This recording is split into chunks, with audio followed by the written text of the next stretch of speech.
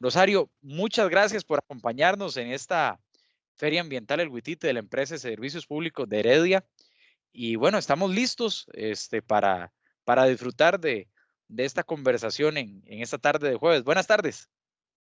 Buenas tardes, muchísimas gracias Fabián por esta presentación, la compañera Gina y los demás funcionarios de la empresa de servicios públicos de Heredia por habernos extendido esta importante invitación. Igual, gracias a todos ustedes también que se estarán conectados con nosotros durante la próxima hora. Voy a compartirles la presentación que ya, como lo indicaba Fabián, el tema es tips sobre consumo sostenible. Mi propuesta para conversar el tema, disculpe, ¿están viendo sí la pantalla? Perfectamente. Bueno, gracias, Fabián. La propuesta de los temas que quería abordar con ustedes son precisamente, bueno, un contexto institucional, mi participación en esta feria ambiental de la empresa es desde el Ministerio de Ambiente y Energía, específicamente de la Dirección de Gestión de la Calidad Ambiental, DIGECA, y quería así compartirles algunos de los avances y esfuerzos que en esta materia de consumo sostenible estamos desarrollando. Entonces, bueno, quería arrancar con un contexto institucional, luego unos antecedentes sobre el consumo sostenible. Posiblemente para muchos esto está hasta ahora comenzando a sonar o precisamente en el marco de las distintas iniciativas que se han promovido por el mes del ambiente. Comenzamos a escuchar por ahí el término o en redes o en algún anuncio y demás, pero es importante sí señalar y compartir la trayectoria histórica que esta definición tiene, porque de alguna manera eso también nos hace dimensionar el compromiso que al día de hoy podríamos estar también todas y todos teniendo como consumidores. En esa línea estaría haciendo algunas reflexiones sobre nuestros estilos de vida y luego ya estaré compartiendo propiamente algunos tips o recomendaciones ambientales, básicamente centrada en los temas de ahorro en consumo de agua y energía, sobre gestión de residuos y algunas orientaciones sobre decisiones de consumo. Eso es lo que espero poderles compartir en los siguientes minutos. Con respecto al contexto institucional, la dirección que les indicaba la DIGECA tiene en el marco del Ministerio de Ambiente la tarea de impulsar un enfoque preventivo de la contaminación ambiental. Es posible que a veces, más que todo, relacionamos el accionar del ministerio con temas más de monitoreo y control, como pueden ser las denuncias ambientales, todas las supervisiones por estudios de impacto ambiental o las regulaciones con respecto a biodiversidad y demás. Pero hay un área, bueno, y nosotros estamos entre ellos, que lo que busca es básicamente precisamente impulsar y promover la gestión ambiental, se aleja de una visión mucho más punitiva de la temática y más bien propone el impulso de una serie de instrumentos y herramientas como etiquetado ambiental, acuerdos ambientales, el seguimiento de convenios internacionales sobre sustancias químicas, como lo es la reducción y los controles sobre el mercurio, sobre sustancias agotadoras de la capa de ozono y otras. Desde ese alcance y ese ámbito de acciones que tiene esta dirección, en el 2019, como resultado de un proceso de 2 años con diversos actores, pudimos dar a conocer la Política Nacional de Producción y Consumo Sostenible. el mecanismo para la implementación de esta política es precisamente un grupo técnico conformado por las rectorías de ministerios como Economía, Industria y Comercio, el de Vivienda, el ICT, el Ministerio de Hacienda, en donde desde las rectorías de cada uno de ellos la política y su plan de acción está o viene orientando desde varios años acciones en temas como sistemas agroalimentarios, producción sostenible, turismo sostenible, la compra pública sostenible, promoviendo que en toda la inversión y el gasto público cada vez más se incorporen criterios de sostenibilidad y también desde un eje y esta política y el quehacer de este grupo también ha estado impulsando un eje que es quizá el más cercano al tema que hoy nos ocupa, que es precisamente estilos de vida sostenibles.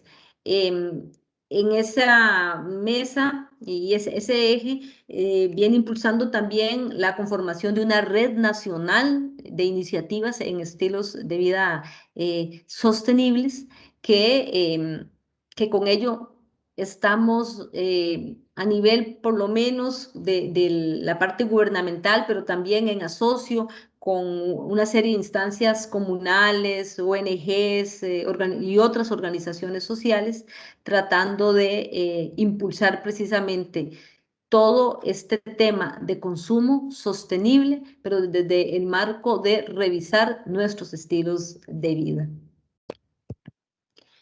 El tema del consumo sostenible, y me voy a ese contexto más amplio, el contexto mundial que les señalaba anteriormente. Este tema comienza a abordarse desde hace más de 3 décadas atrás, cuando en aquel momento el diagnóstico de la problemática ambiental se centraba precisamente en contaminación del aire, desertificación, la pérdida de la biodiversidad, contaminación de las aguas. Y cuando comienza a darse en estos años, desde mediados de los 70, finales de los 70 y iniciando también los años 80, todas esas distintas reflexiones, un elemento era clave y era decir que en la raíz de toda esta problemática ambiental que a ese momento se estaba identificando estaba unos patrones de producción y consumo insostenibles. Y es a partir de ahí que se define o se plantea como un norte toda la conceptualización de la sostenibilidad, entendiendo la sostenibilidad como la contrapropuesta a unos mecanismos o sistemas de producción y consumos que habían llevado al mundo a la crisis ambiental de los años 70 y de hecho aún antes. En esto fue muy importante y hay varios momentos históricos que los voy a pasar muy rapidito, pero realmente vale la pena traerlos y compartirlos con todos ustedes. Y de esos quiero destacar el año 86, en donde por primera vez comenzamos a hablar del tema de sostenibilidad. Comenzamos con ya más oficialmente el tema del desarrollo sostenible y eso fue importante porque vean que al día de hoy posiblemente muchos de las generaciones, yo ojalá que algunos que nos están escuchando y demás, nacen en sus escuelas con el ABC de la sostenibilidad, nacen a un mundo en donde ya tiene ese llamado y esa preocupación. Pero muchas otras generaciones tuvimos, por dicha, la oportunidad de ver todos estos logros, de ir viendo todos esos avances. Y es como, ¿verdad? Mencionaba, en ese año 86, a partir, y señalo un documento como por indicarlo como un hito, pero evidentemente fue mucho más que eso, porque al día de hoy las políticas, las herramientas, los instrumentos, una serie de decisiones a nivel mundial se han ido precisamente moldeando a partir de lo que fue el producto de las reflexiones de esos años y la decisión de un mundo que decía la ruta para seguir existiendo como humanidad tiene que ser la sostenibilidad. Y así, en la línea de todos esos esfuerzos, otro hito fundamental es la Cumbre de la Tierra, realizada en el año 1992, de la cual deriva la Declaración de Río. En la Declaración de Río, una vez más, en sus principios, el principio 8 vuelve a hacer un llamado a los estados a reducir y eliminar las modalidades de producción y consumos insostenibles. Y es muy importante esta declaración y esa cumbre, y muy especial para Costa Rica, porque la mayoría, o sea, todo el desarrollo de normativa ambiental y de instrumentos que, por cierto, le han valido a nuestro país un gran reconocimiento y mantenerse por muchos años a la vanguardia en estos temas a nivel de América Latina y el Caribe, fueron producto precisamente del seguimiento y el cumplimiento de muchos de los compromisos asumidos en esa cumbre, en donde nuestro país tuvo pues una participación y una representación muy importante. Otro hito más reciente, y tal vez algunos de ustedes estén un poco más familiarizados con ello, son los Objetivos de Desarrollo Sostenible, los ODS del 2015, en donde hay un objetivo específico, el objetivo 12, que nos habla precisamente de las tareas que debemos cumplir al 2030 para alcanzar precisamente esos modelos o patrones de producción y consumo sostenible del cual andamos persiguiendo hace décadas. Ese objetivo establece una serie de metas en el tema de generación, de reducción en la generación de residuos, de impulsar la gestión ambiental en el área pública y privada, y también nos habla de la necesidad de la reducción de sustancias químicas en procesos productivos para reducir la contaminación, entre otras metas importantes que se plantean. Y también quise en este tema y en este recorrido por los distintos llamados a orientarnos hacia este consumo sostenible, quise traer la carta encíclica del Papa Francisco, y aquí no tanto desde su figura religiosa, sino más bien como el líder de opinión que es. Y vean qué importante que también en su momento hace un llamado a que podamos generar cambios en los estilos de vida, en los modelos de producción y consumo. Entonces, todos estos llamados definitivamente pues hacen eco de todo, de un llamado mayor, de un llamado histórico, ¿verdad? De las distintas sociedades a precisamente avanzar a nuevas formas de producir y de consumir. Ahora bien, ¿cómo, cómo estamos en Costa Rica? Nosotros de alguna manera estamos como en una contradicción. Ciertamente somos reconocidos internacionalmente por la protección a la biodiversidad y muchos otros logros ambientales, como lo decía antes, hemos por mucho tiempo estado a la vanguardia con nuestras herramientas y nuestra normativa.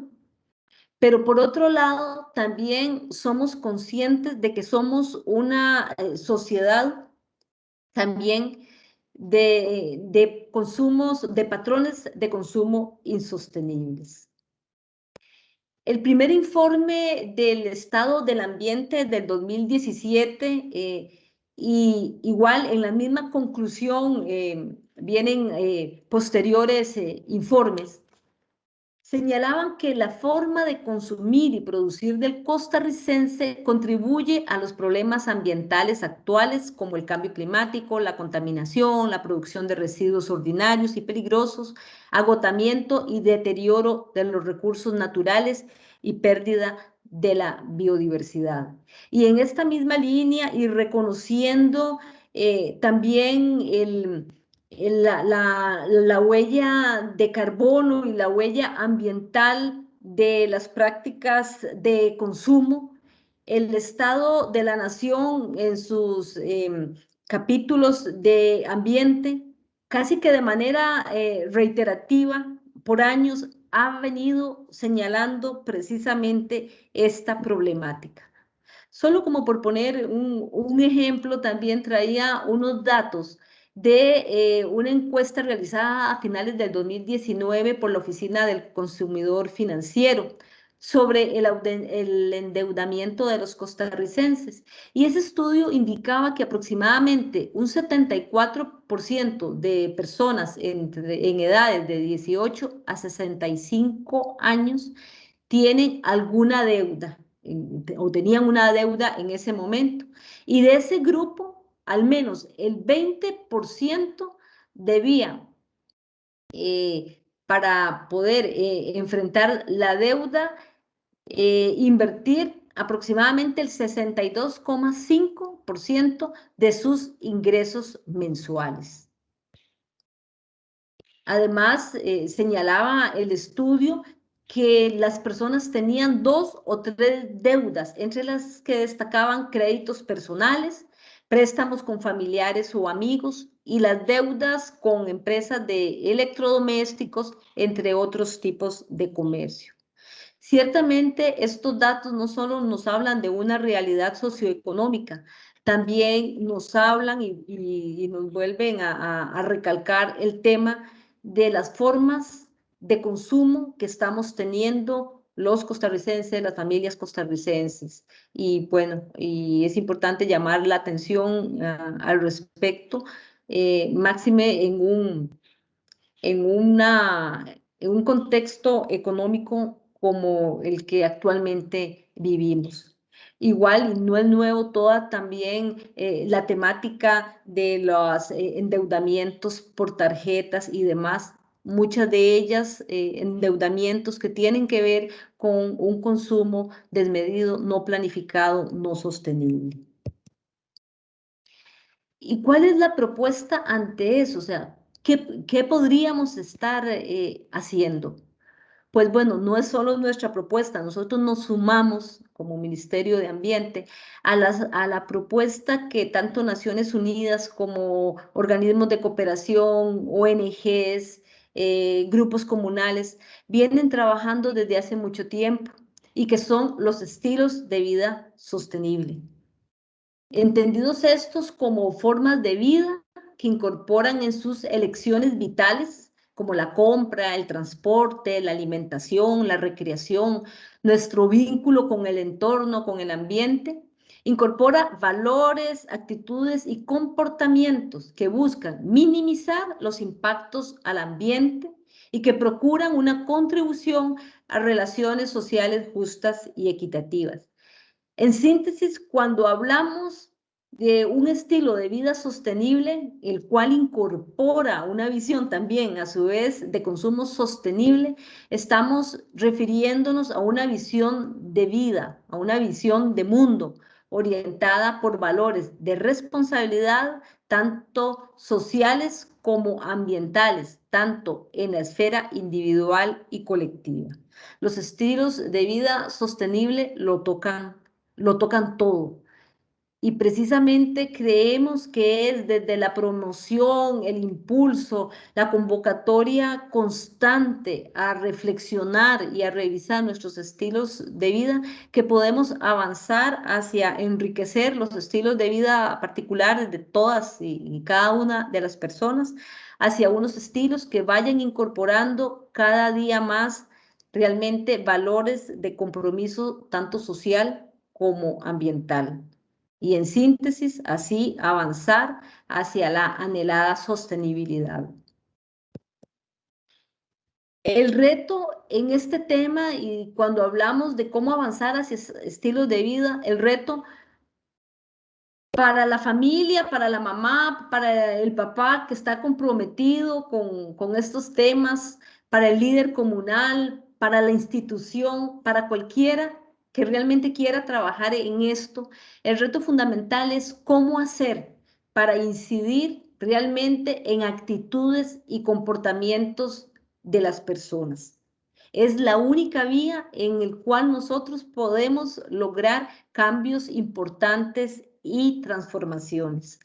Por eso, nosotros desde la Dirección de Gestión de Calidad Ambiental queríamos enmarcar el tema de las tips o de las recomendaciones en una reflexión mayor sobre el recorrido histórico del tema del consumo sostenible, de este llamado histórico, diría yo, más bien, y traer también a colación el tema de los estilos de vida sostenibles, porque es precisamente desde ese marco que es posible y cobran sentido los tips, las recomendaciones, porque solamente si hay un cambio y una modificación en nuestros comportamientos, en donde a partir de un nuevo comportamiento querramos hacer nuevas cosas, aunque nos ocupen un poquito más de tiempo en algunas cosas, aunque nos impliquen cierta inversión, pero es solamente desde abrazar una forma distinta de orientar nuestras acciones en el día a día,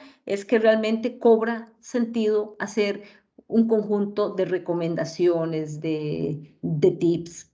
Y así lo vamos a ver ahora que ahora entro ya en materia con el tema de los tips, porque finalmente para cada una de estas cosas, una mínima que sea, siempre va a implicar una necesidad de compromiso, de tener la necesidad de que me muevo para hacer determinadas cosas porque hay un valor importante que yo estoy abrazando. Por eso, antes de los tips y demás, lo que es fundamental es poder repensar nuestros estilos de vida y así vamos a poder incorporar acciones y medidas como las siguientes sin ninguna dificultad. Por ejemplo, tips y ahorros del tema de agua. Aquí es muy importante uno muy sencillo y como les digo, todo pasa por cambios también de comportamiento y de actitud. Si yo preguntara cuántos de ustedes conocen el consumo promedio del año 2020 en cuanto a kilowatts, o por lo menos del primer cuatrimestre de este año, o mínimo del mes anterior, ¿cuánto en kilowatts? Posiblemente muchos me podrán decir, no, pagué 15,000, pagamos 30,000, ¿verdad? O de 30 bajamos a 20,000, pero a veces normalmente no tenemos la conciencia más clara de esos consumos. Entonces, un paso número uno en esos ahorros es precisamente una cultura de lectura de recibos, de conocimiento de los recibos, más allá de ver cuánto es el monto. Otra recomendación muy frecuente para el ahorro de agua tiene que ver con las disminuciones del flujo de descargas con dispositivos eficientes. Si hay recursos, podemos optar por productos en el mercado como tanques de doble descarga o mingitorios, pero igual si es el punto de ahorrar también a nivel doméstico y con menores recursos, podríamos estar también asumiendo prácticas como hacer descargas cuando estamos hablando de básicamente residuos líquidos, hacer descargas cada cierto tiempo o descargas cuando el agua ya es más turbia. O hay también algunos mecanismos más caseros en ciertos servicios para poner una botellita de agua, ¿verdad? Que suba el nivel del agua en el tanque y hay algo ahí, algún ahorro que nos estaríamos ganando en eso. Igual, el empleo de griferías eficientes o medidas más económicas como reductores de caudal en grifos. Hay en esa línea alternativas más baratas, más viables. Pero como siempre, al final, la más barata y la más viable es la conciencia, aquella conciencia que lo va a hacer ser muy cuidadoso en el lavado de los dientes, en la ducha, en la lavada del plato, tal y como nos dicen y nos han venido diciendo durante muchos años también los anuncios y todos los mensajes educativos de la empresa de servicios públicos de Heredia. Como sabemos que tenemos un público diverso, también posiblemente nos acompañen personas de instituciones públicas trabajando en gestión ambiental.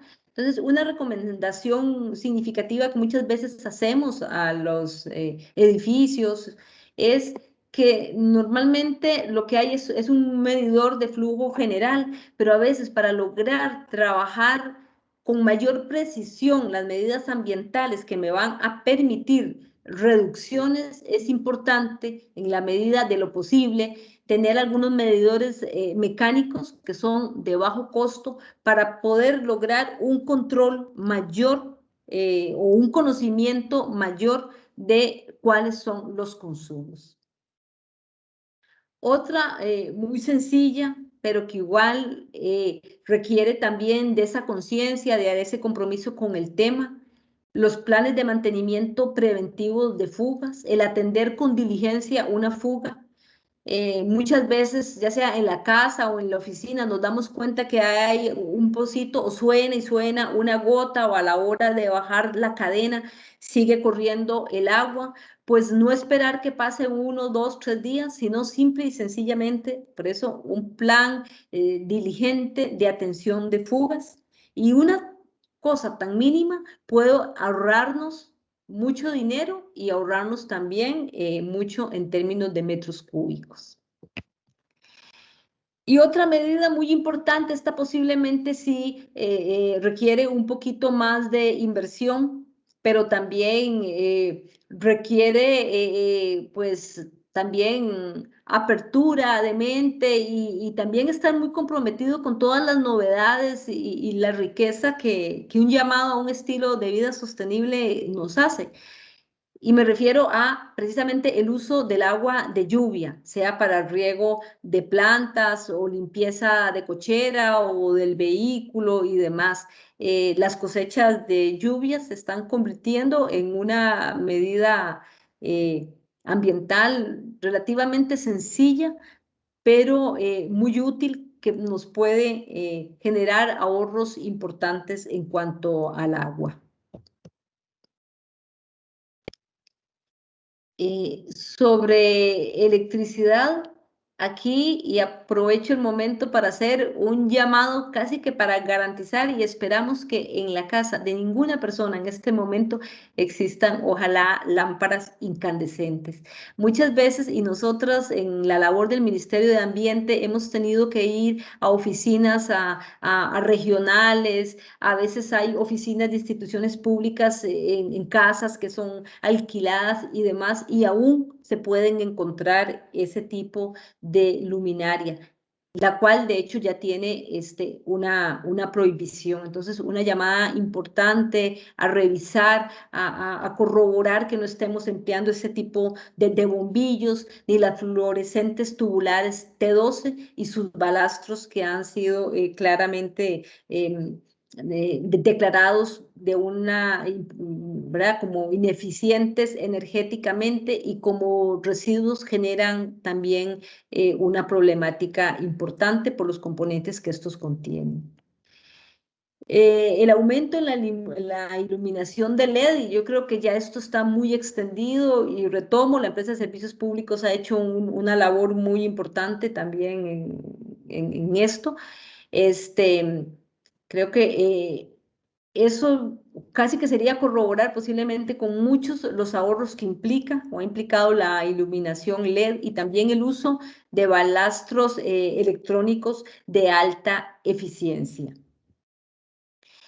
Y también a la hora de la compra nos puede generar importantes ahorros cuando identificamos aparatos eléctricos o electrónicos que tengan un sello reconocido de su eficiencia energética. En este tema destaca uno de los sellos más conocidos como Energy Star, en una serie de equipos, en particular en equipos todo lo que tiene que ver con equipo de cómputo bueno, y ahora en el momento en que estamos de un importante desarrollo en el teletrabajo, pues sabemos que hay un consumo importante de este tipo de equipos y aparatos, entonces, bueno, y si no estamos claros con lo del sello, poderle hacer ese tipo de consultas al vendedor sobre cuál es la eficiencia energética del equipo que estamos adquiriendo y consultar cómo es que me lo pueden corroborar. Siguiendo en el tema de electricidad también, ahora nos vamos con lo que son los aires acondicionados, una reducción importante en el consumo, si se tienen aires acondicionados en edificios o en alguna casita de playa y demás. Lo recomendable son el uso de temperaturas entre 23 y 25 grados. Más para abajo de eso o más para arriba de ese rango implica ya un consumo superior de energía. Y en todo caso, y desde la visión de un estilo de vida sostenible, siempre vamos a promover todo lo que pueda ser ventilación e iluminación natural.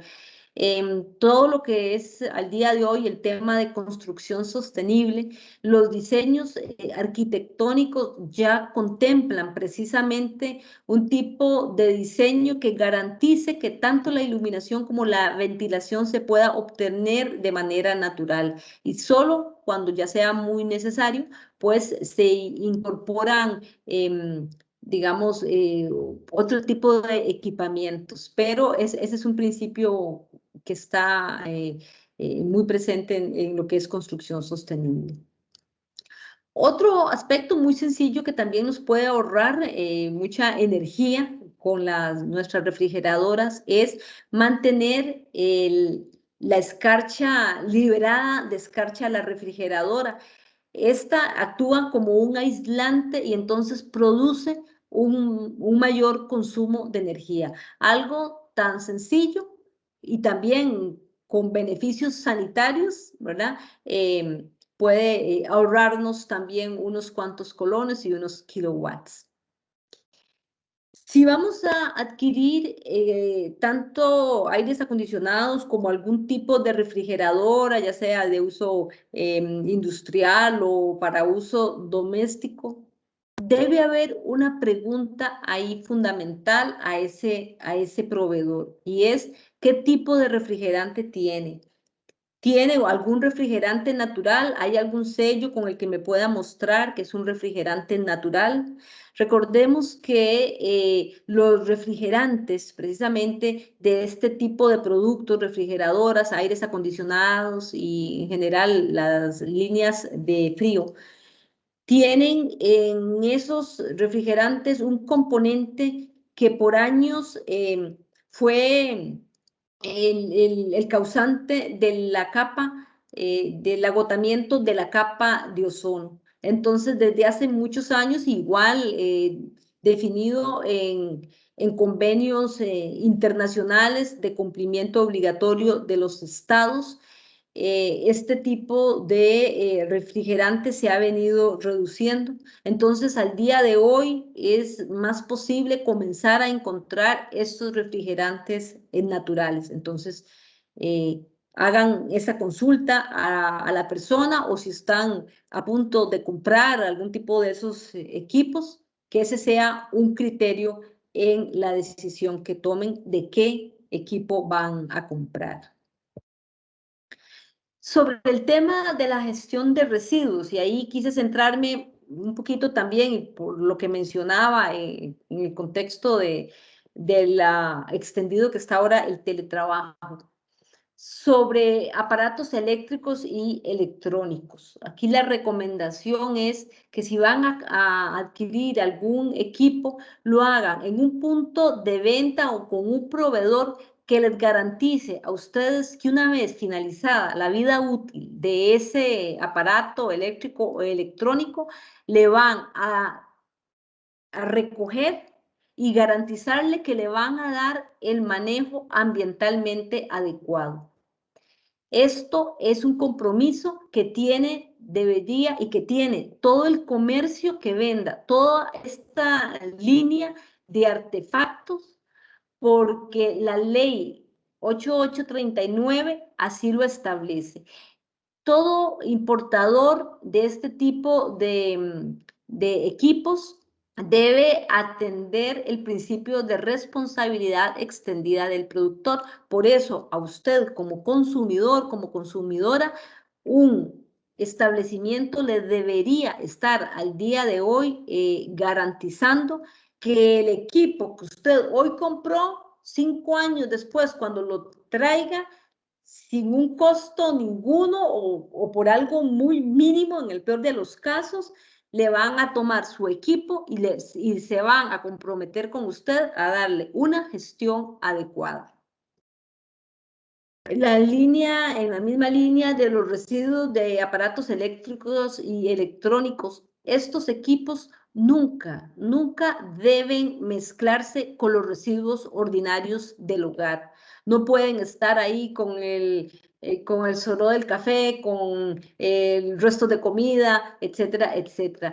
El residuo de aparatos eléctricos y electrónicos tienen una gran capacidad para ser revalorizados, tienen un valor en el mercado, y lo que queremos es que precisamente la inversión que se hizo inicial de esa materia prima no tenga que volverse a hacer la extracción de recursos, creando esos nuevos productos, sino que podamos reutilizar o con base en cierto tipo de residuos generar para nuevos procesos productivos.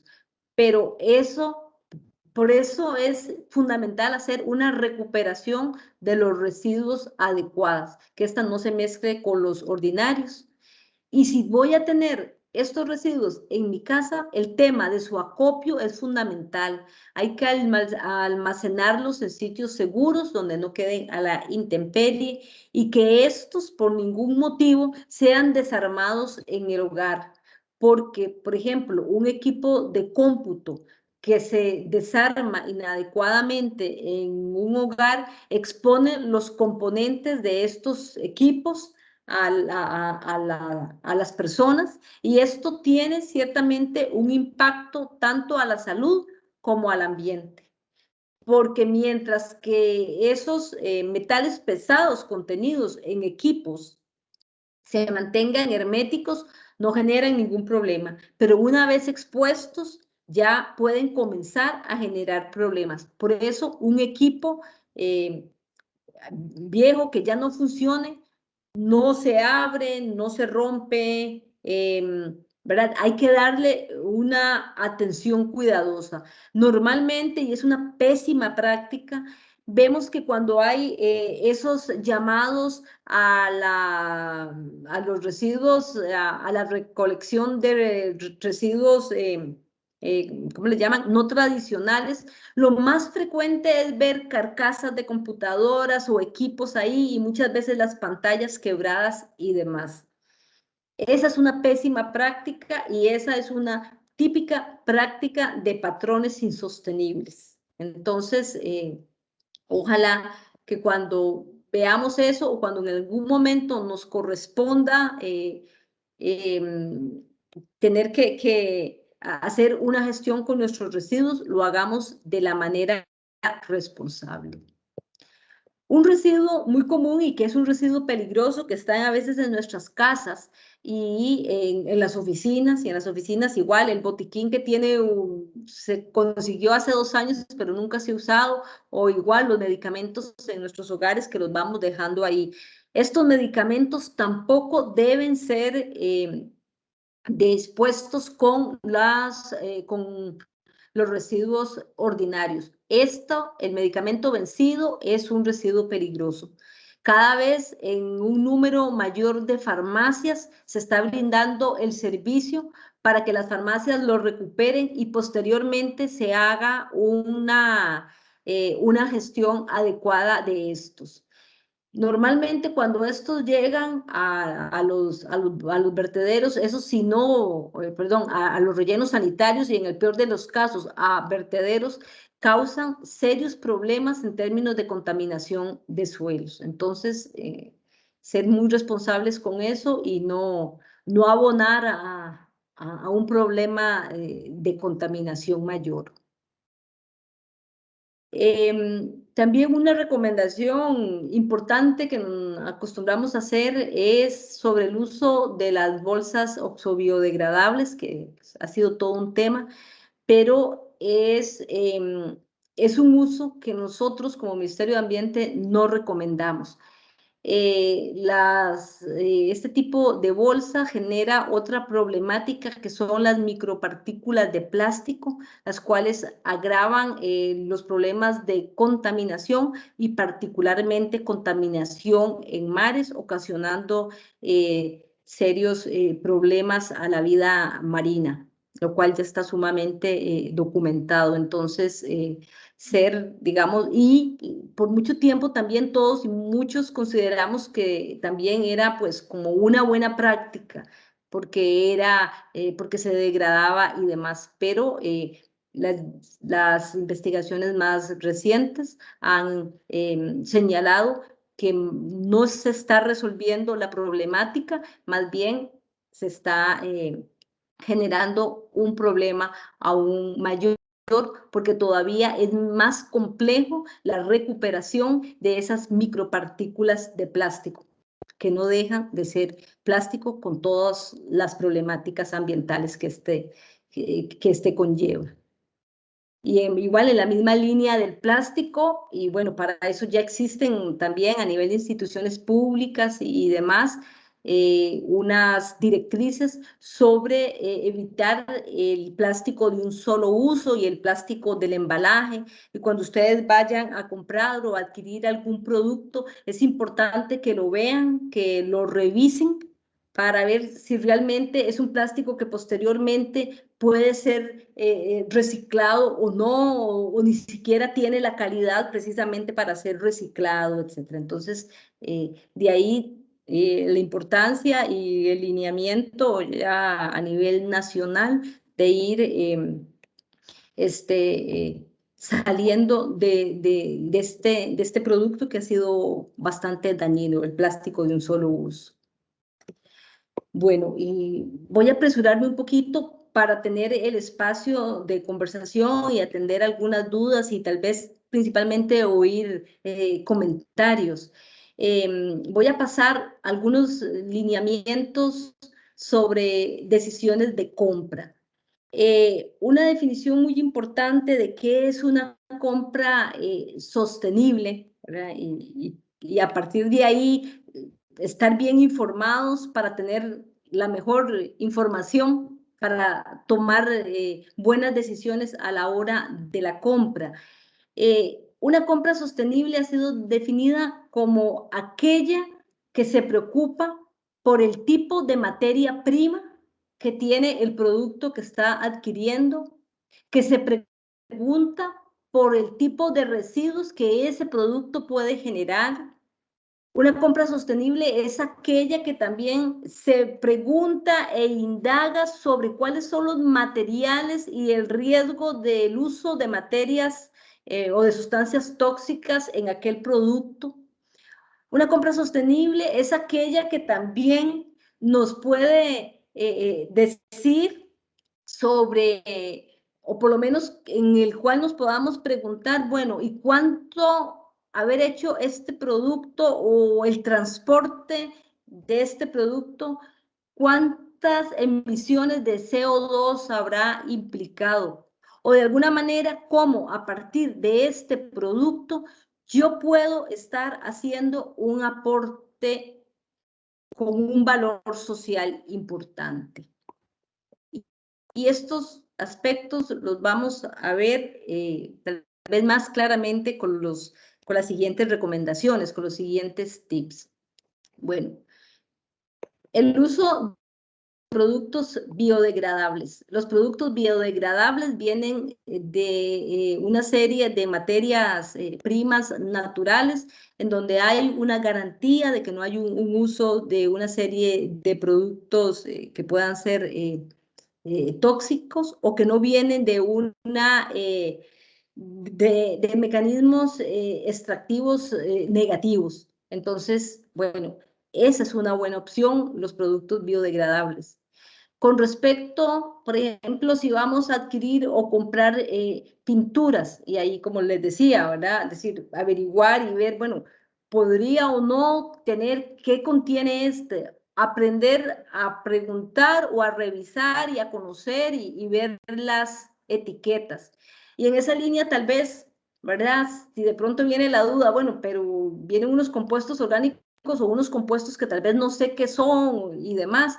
Bueno, una regla ahí es normalmente cuando una pintura, o sea, su precio es realmente, ¿verdad? Muy barato y el tipo de pinturas de fuerte olor, normalmente son el tipo de pinturas que tienen una serie de sustancias, ¿verdad? Que son nocivas a la salud y al ambiente. Entonces, también poder elegir en ese sentido y como les digo, también indagar más y buscar información. Preferir la compra y consumo de productos locales que tienen una menor huella de carbono. Entonces es ahí en donde nosotros, ¿verdad? Es decir, las lechugas y demás, parece mentira, pero pudiéramos estar en nuestra compra de las verduras haciendo un aporte importante en términos de preocupación por la generación de la huella de carbono. En la medida de la posible, hay un esquema con sellos que se llama comercio justo. Hay muchos productos, hay en café, en vegetales y demás que utilizan ese sello. En algunos casos pudiera ser que signifique un monto, tal vez, ¿verdad? Un poco más, pero es lo que decíamos con respecto a los estilos de vida sostenibles. También debemos premiar el compromiso social y el compromiso ambiental de las empresas, del sector productivo, porque es ahí donde podemos precisamente avanzar hacia, hacia metas como las que están planteadas, y lo mencionaba en un inicio, de producción y consumo sostenible del objetivo 12. Otras recomendaciones sobre las vajillas desechables, ¿verdad? Es decir, ya hay unas, si se deben utilizar, hay una serie de opciones en el mercado que son compostables, de cartón, de bagazo, de caña, de bambú, de materiales similares. Por eso es importante ver y tener claro, bueno, la pregunta sobre la materia prima del bien que estoy adquiriendo.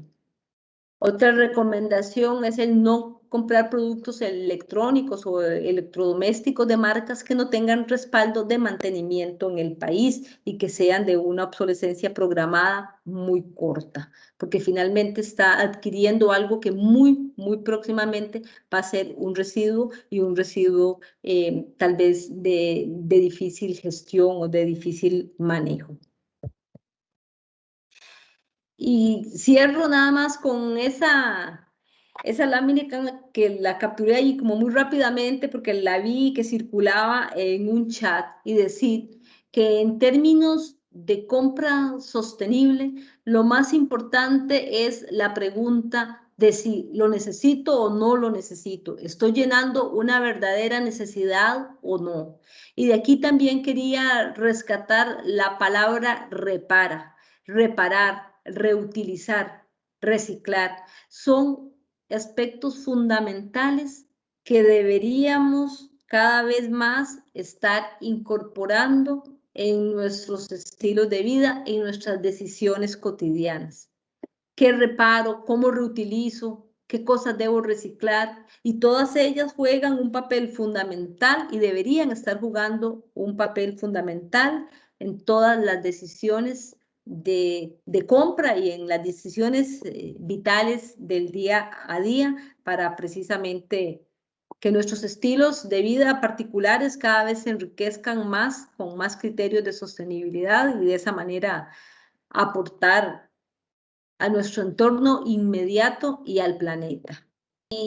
Para mayor información y más tips, les invito a visitar el sitio digeca.go.cr. Ahí hay consejos para distintos eventos sobre distintos temas, entonces invitados a que visiten nuestro sitio y ojalá las recomendaciones que ahí se comparten sean de utilidad para todos. Le consulta Elías Campos. Creo que no es una consulta, es más bien como una recomendación. Dice, colocar botellas con arena en el tanque del inodoro es una medida más para el ahorro de agua en el hogar y sitios de trabajo. Él da esa recomendación. Y aquí sí le hacen una pregunta. Dice Roberto Chávez, el condominio en el que vivo está todavía en construcción. La constructora hace entrega de las casas con todos los bombillos incandescentes. ¿Existe alguna forma de reportarlo? Sí, sí, sí. Les sugiero que se remitan a la Dirección de Energía, porque de hecho hay una directriz, ciertamente aplica para el sector público, pero mucho del sector privado se ha acogido a estos lineamientos en donde hay prohibiciones sobre ese tipo de luminarias. Y además es importante también, y ojalá que del conocimiento de los futuros inquilinos, porque eso ciertamente les va a aumentar significativamente sus facturas y su consumo en kilowatts. Claro, le pregunta o da una recomendación también Wendy Gutiérrez sobre abrir lo menos posible la refrigeradora y no mantener la puerta abierta innecesariamente. Yo creo que eso nos pasa a todos a veces con la refri, ¿verdad? Ujú. Cuando estamos haciendo el sándwich y demás, pero es un poco lo que mencionaba antes, en la medida en que realmente estemos comprometidos con un estilo de vida, posiblemente eso se nos comienza a olvidar A veces menos. sale en eso que usted dice del sándwich, que uno dice, voy a sacar tal cosa, y qué más, y mientras uno se queda pensando qué más le pone al bendito sándwich, dejó la puerta abierta y al final no sacó nada. Eso creo que a todos nos pasa. Aquí, bueno, ve, le pregunta José Sánchez, ¿será posible acceder a una lista de farmacias que están recibiendo medicamentos vencidos? No sabría decirle, tal vez uno podría consultarlo, tal vez el colegio de farmacéuticos tenga alguna información y tal vez tenga información al respecto, tal vez lo puede conseguir así. Hay un gestor que se llama Puntos Seguros. Es uno de los primeros gestores que ha puesto unos recipientes especiales para medicamentos. Asumo que ellos pudieran tener ese listado. Don Luis Gerardo Castillo dice, los EBAIS reciben medicamentos vencidos.